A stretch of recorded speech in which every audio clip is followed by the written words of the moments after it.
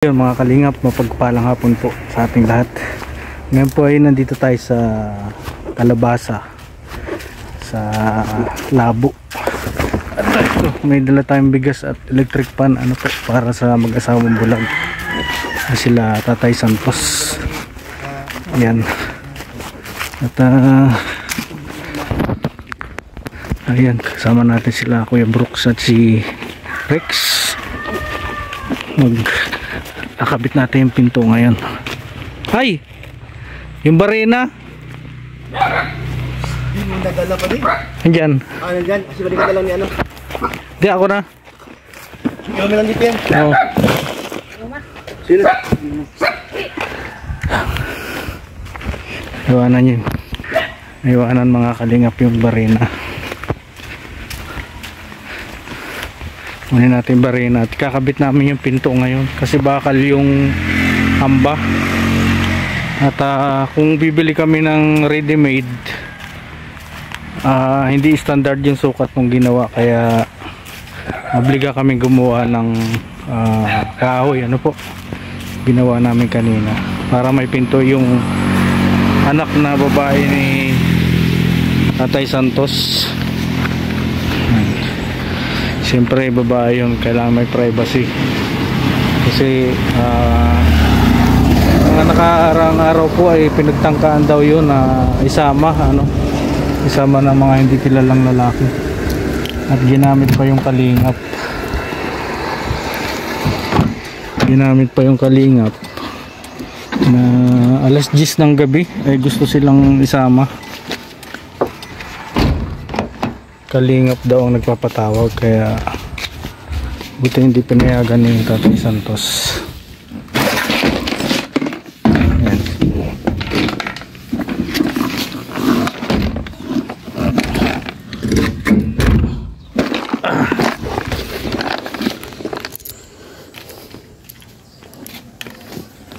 Dala tayo ng barena para may barena natin dahil bakal yung pinto.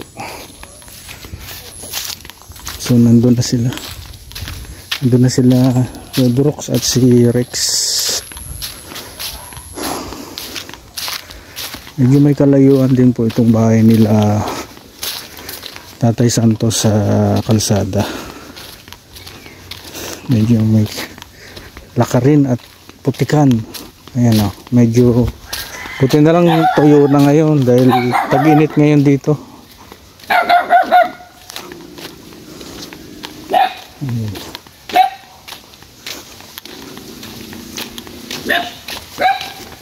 Ito, naiwanan ni Parin Brooks gamit.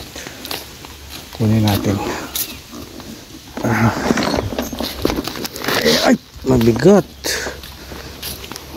to.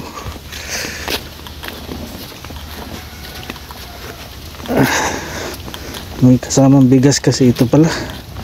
Nilagay yung bigas dito.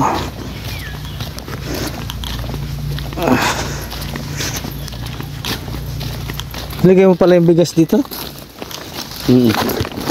Walang tao dito din. Ay wala. Pero bukas.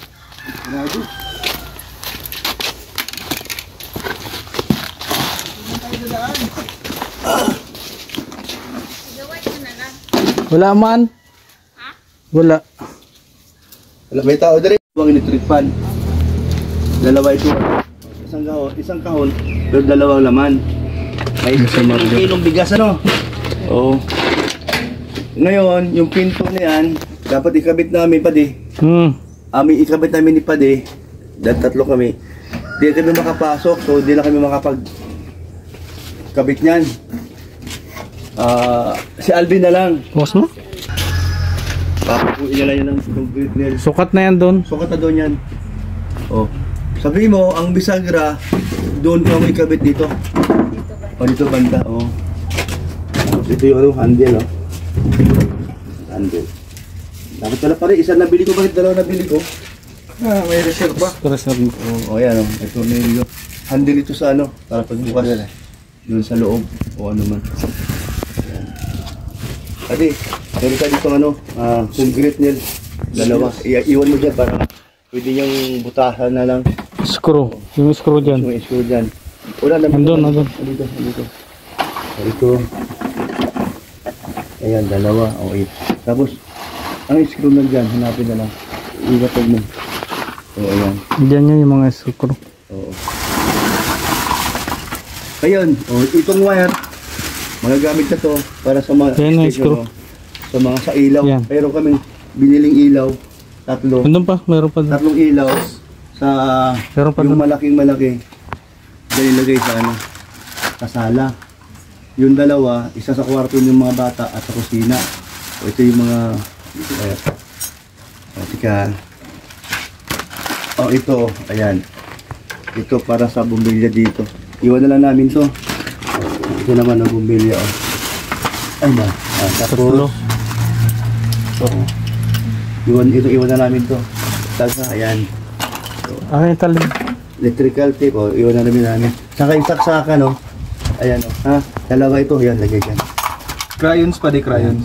Hindi natin. Kay aluminium. Aluminium, ito atin ito. Ito, ilan yan? Tatlo. Tatlo na to. Tatlo. Ayan. Dalawang ilaw. Ito yan, Tatlong electrical. ilaw. Oo. Dalawang receptacle. Saka ito. Kasi di makapasok. Pang extension wire. Nakalakman. Ina na lang, bahala muna ha. Akala ko, dala natin dalawa ito. Yung bigas ba? Oo. Dito. Hatiin mo na lang. Ha? Hatiin. Kuha kang bigas o hati kayo. Hoy, kunti lang yan. Sige lang. Pagbalik natin, dala na natin to. Pagbalik. Iwan na namin sa'yo, ha. Sige po. Kaya matay pera. Ilang tao dito, si ate lang. Mamaya pa siguro yan sila. Mamaya po Ayun yung siguro pinto. po yun. Ginawa Bakit? namin. Kasi graduation po ng bunso. Sige. Pare. So, pagdating nandito, wala.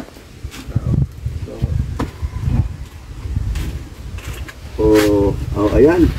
Wala na kayong magagawa, di kayo makapasok. Si Alvin na lang, yung kasama ni Tate Santos ang mag-aasikaso nito. Kakabit lang naman nito, ano? O sige.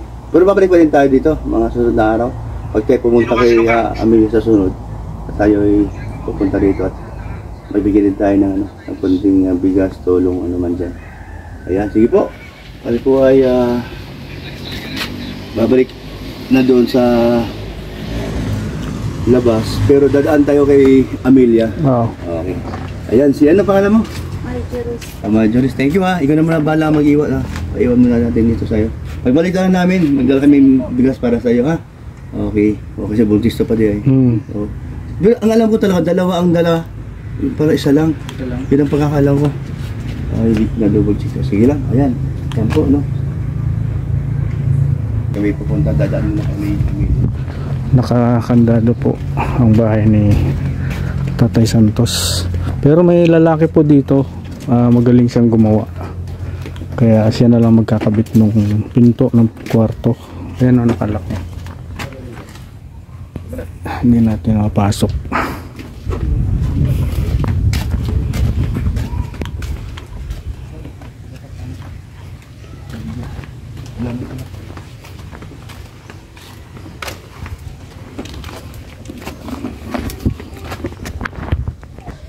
So yun mga kalingap, nagdesisyon na si Paring Brooks na iwanan namin ito sa kapitbahay at binili namin na si Alvin ang paggawin ng pinto.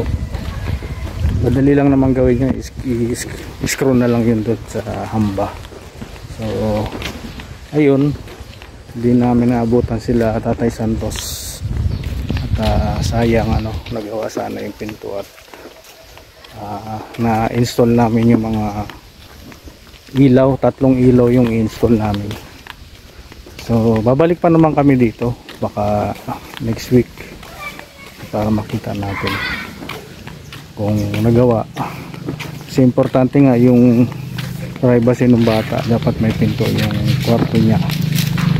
Kaya nagdesisyon si Ma'am Star Miko na palagyan ng pinto. At maraming salamat po Ma'am Star Miko. At sana po ay bumalik ano po ang blessing sa inyong pamilya ng siksik, liglig at umaapaw. Ngayon pa pupunta kami kay Amelia dahil may budget na rin po yung repair ng bahay ni Amelia. Inagita na ni Ma'am Star Miko at yun po yung next project ng Team Brooks.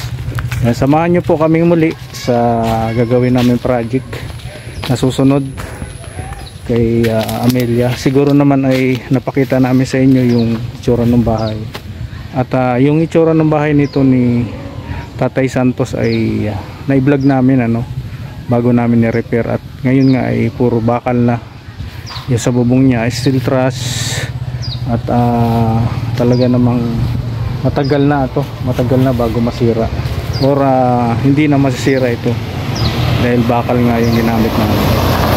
Ayun mga kalingap at pupunta na kami ngayon kila Amelia, next project po ng Team Brooks. Ayan. At ipapa steel truss din natin yung bahay ni Amelia para